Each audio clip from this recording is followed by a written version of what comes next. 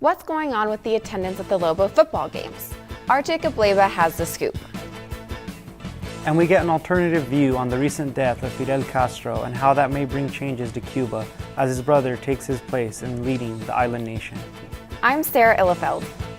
And I'm Jacob Leyva. This and more coming up on UNM News.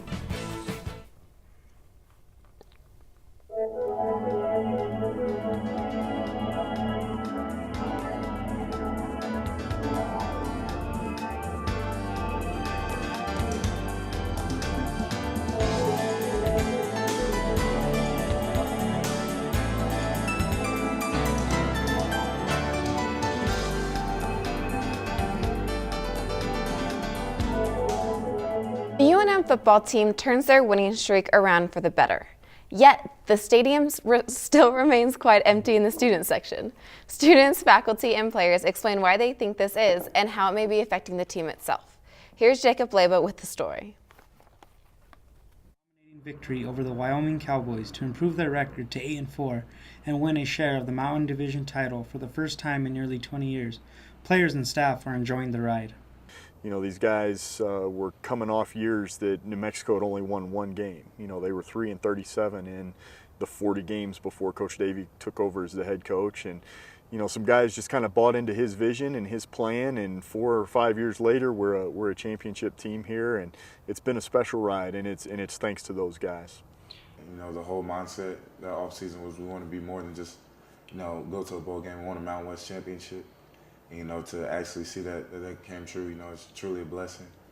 The Lobos have had the best season they've had in years, but the support from fans is not present. Seats continue to be left unfilled, especially in the student section. Personally, I think there could be more students out there. I know a lot of people that just don't go just for whatever reason. Especially the student section. The whole east side is typically pretty vacant. I know the alumni section sells pretty well. They've been having a great season and still there's not that many fans. Players and staff are well aware of fan attendance being low, but they won't let it bring them down. They can't really focus on who shows up. You can only focus on who shows up and who is there to support you. I have to say thank you to the loyal fans. I mean, as much as I want, you know, the crowd or the stadium to be packed out every game, you know, and if people choose not to come, it's okay. It's just, I really want to say thank you to those loyal fans that always come and stick through us, through the good and bad. Reporting from UNM News, I'm Jacob Leyva. The death of the over 50-year dictator, Fidel Castro, brings different feelings for the people as the country mourns and prepares for the changes that will come with his brother in line for power. Tragedy hit Cuba with the passing of their leader, Fidel Castro. Fidel Castro died at the age of 90 after being the Cuban president for over 50 years. With Fidel Castro's death, I believe things are going to change. Things are always going to be changing in terms of political, social, or economic aspects, you know, in a society. And with this, with Fidel Castro dying, I think, you know, political representation or symbolism changes a little bit in Cuba. Floridians in Miami are celebrating his death, while others in Cuba are crying and hopeless. I do believe that the Cuban people are going through a really rough time because they loved him. Fidel Castro was a very important person for them. I think it will change a little, but it won't be an extreme change because the new president is his brother. He's going to try to either keep it around about the same or make it a better Cuba for the Cuban people.